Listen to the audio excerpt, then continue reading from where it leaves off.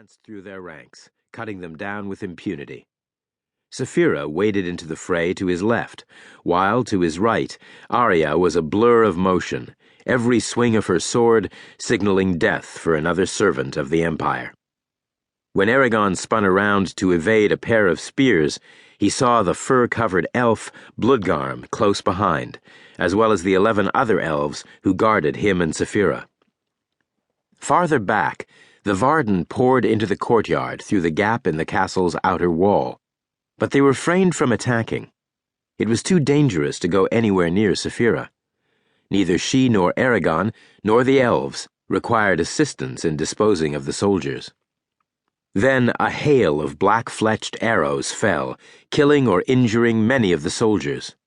Eragon shied away from the missiles and covered himself with his shield, although he was confident his magic would protect him. A bitter smile twisted his lips. The archers above had realized that their only hope of victory lay in somehow killing Eragon and the elves, no matter how many of their own they had to sacrifice to do so. The fighting continued for another few minutes, whereupon the remaining soldiers either surrendered or tried to flee. Some of the Varden were carrying a battering ram through the street, leading to the castle. Others were assembling in ragged lines next to the keep door, ready to enter the castle and confront the soldiers within. Among them stood Eragon's cousin, Roran, gesturing with his ever-present hammer while he issued orders to the detachment under his command. At the far end of the courtyard, Saphira crouched over the corpses of her kills. Then, from inside the castle, Eragon heard the rattle of gears and chains, followed by the scrape of heavy wooden beams being drawn back. With a hollow boom, the doors of the keep swung open. Then a horse and rider burst forth. In his left hand, the rider held what Eragon first took to be a common lance, but he soon noticed that it was made of a strange green material and had a barbed blade forged in an unfamiliar pattern. A faint glow surrounded the head of the lance, the unnatural light betraying the presence of magic. The rider angled his horse toward Saphira, who began to rear onto her hind legs. Concern clutched at Eragon. The rider was too sure of himself, the lance too different, too eerie.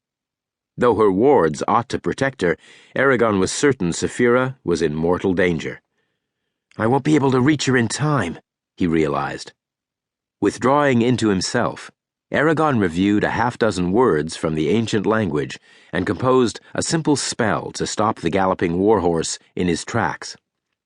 Fast as he was, the elves were faster still. Before he could utter a single word, a frenzy of low chanting erupted behind him, and the elves' magic took effect.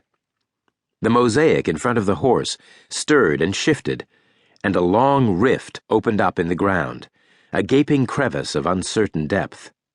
With a loud scream, the horse plunged into the hole and pitched forward, breaking both of its front legs. As horse and rider fell, the man in the saddle drew back his arm and threw the glowing lance toward Saphira. She could not run, she could not dodge, so she swung a paw at the dart, hoping to knock it aside. She missed, however, by a matter of inches, and Eragon watched with horror as the lance sank a yard or more into her chest, just under her collarbone. A pulsing veil of rage descended over Eragon's vision. He drew upon every store of energy available to him, his body, the sapphire set in the pommel of his sword, the 12 diamonds hidden in the belt of Baloth the Wise round his waist, and the massive store within Aran, the elf ring that graced his right hand, as he prepared to obliterate the rider, heedless of the risk. Eragon stopped himself, however, when Bloodgarm appeared, leaping over Saphira's left foreleg. The elf landed on the rider like a panther pouncing on a deer and knocked the man onto his side. With a savage twist of his head, Bloodgarm tore open the man's throat with his long white teeth. A shriek of despair emanated from a window high above the open entrance to the keep, followed by a fiery explosion that ejected blocks of stone from within the building, blocks that landed amid the assembled Varden, crushing limbs and torsos like dry twigs. Eragon ignored the stones.